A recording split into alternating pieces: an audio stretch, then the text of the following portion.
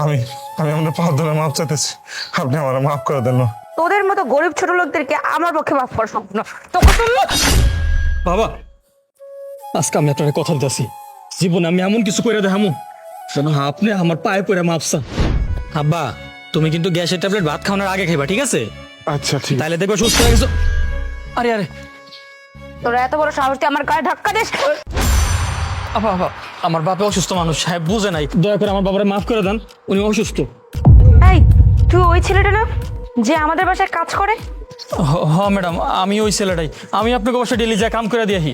কাজ করে কি উদ্ধার করে দিস নাকি? হ্যাঁ শোন, তোর বাবাকে বল এক্ষুনি আমার কাছে পায়ে হাত দিয়ে ক্ষমা চাইতে, আর না হলে কিন্তু তুইও থাকবি না আর তোর চাকরি তো থাকবেই না। বল এক্ষুনি বল। কি রে, তুই এটা কি করছিস? উনি বয়স্ক মানুষ, তার উপর দিয়ে অসুস্থ মনে হচ্ছে। তোর বাবার বয়সে একজন মানুষকে দিয়ে তুই পা ধরাবি? দেখতে বাবার বয়সী তো কি হয়েছে, যে আমার সাথে খারাপ ব্যবহার করবে তাকে আমার পা ধরতে হবে। কি তুই এখনো দাঁড়িয়ে আছিস কেন? তোর কি চাকরির মায়া নাই? তোর বাবাকে বল আমার পায়ে ধরতে। মাগো, মাগো বিশ্বাস করেন, আমি ইচ্ছা করে আপনার ধাক্কা দেই নাই মা, আমি দেখি নাই চোখে। শোনেন আঙ্কেল, এই সমস্ত কথাবার্তা বলে না কোনো লাভ নেই। ভালোই ভালো এক্ষুনি আমার পায়ে ধরে ক্ষমা চান, আর না হলে কিন্তু আপনার ছেলের চাকরি থাকবে না। না না ম্যাডাম, ম্যাডাম দয়া করে আমার আব্বার আপনি মাফ করে দেন। আমি আমি আমার বাপের হয়ে আপনার পা ধরে মাফ চাইতেছি, তা আমার বাপের কিছু করেন না, আমার বাপে বড় অসুস্থ।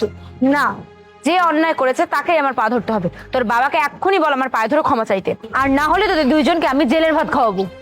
তুই এটা কি করছিস? নিজের বাপের বয়সে একজন লোককে দিয়ে পা ধরাবি? দেখ, তুই আমার চোখের সামনে এত বড় একটা অন্যায় কাজ করতে পারিস না, আর আমি চাইবো না যে আমার বান্ধবী হয়ে তুই এত বড় একটা অন্যায় করিস। আর তুই যদি এটা করিস তাহলে তোর আর আমার মধ্যে আজকের পর থেকে কোনো সম্পর্ক নেই। আরে যা যা, তোর মতো বান্ধবী না আমারও লাগে না। এই তুই এখানে দাঁড়িয়ে আছিস কিসের জন্য? তোর বাবাকে বল আমার পায়ে হাত দিয়ে ক্ষমা চাইতে। আরে এই বুড়ো, আমার তো মনে হচ্ছে তোর জন্য তোর ছেলের চাকরি চলে যাবে, তারপর না খেতে পেয়ে না মরেই যাবি। না না মা, আপনি এমনটা করেন না মা, আমি মাপ চাইতেছি মা, আমি মাপ চাইতেছি। বাবা মাগো, আমি আমি আপনার পা ধরে মাপ চাইতেছি, আপনি আমার মাফ করে দেন। তোদের মতো গরিব ছোট লোকদেরকে আমার পক্ষে মাফ করা সম্ভব না। তোকে শুনলো বাবা, বাবা তোমার লাগেনি তো? এই ম্যাডাম দাঁড়ান। কি তুই আবার কি বলতে চাচ্ছিস? হ্যাঁ আমি বারবার কইলাম যে আমার বাপে অসুস্থ, আপনি আমার বাপের বুকে লাথি মেরা কাজটা একদম ঠিক করেন নাই। আজকে আমি আপনার কথা দিতেছি, জীবনে আমি এমন কিছু করে দেখামু যেন আপনি আমার পায়ে পড়ে মাপসা। হো এক্সকিউজ মি, আমি তোর পায়ে হাত দিয়ে ক্ষমা চাবো তোর মতো একজন ফকিন্নির বাচ্চার? ঠিক আছে, আমিও দেখে নিব সেই দিন কবে আসে। সরে দাঁড়া। চলো আব্বা, এরা মানুষ বল।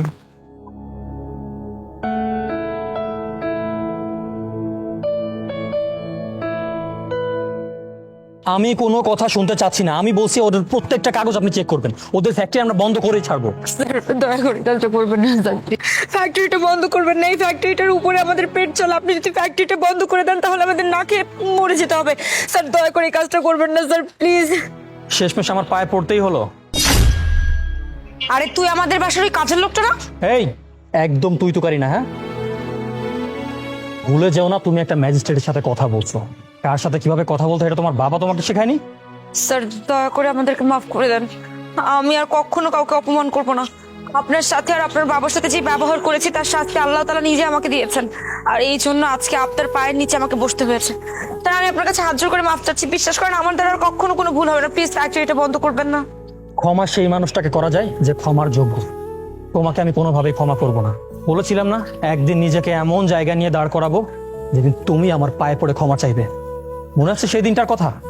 আমার বাবার বুকে লাথি মেরেছিলে, আমি বলেছিলাম যে আমার বাবা অসুস্থ, তারপরও তুমি আমার বাবার বুকে লাথি মেরেছিলে। তোমাকে আমি কোনোভাবে ক্ষমা করব না। তোমার কোম্পানি আমি বন্ধ করেই ছাড়বো, সেই দিন আমার এই আত্মার শান্তি হবে।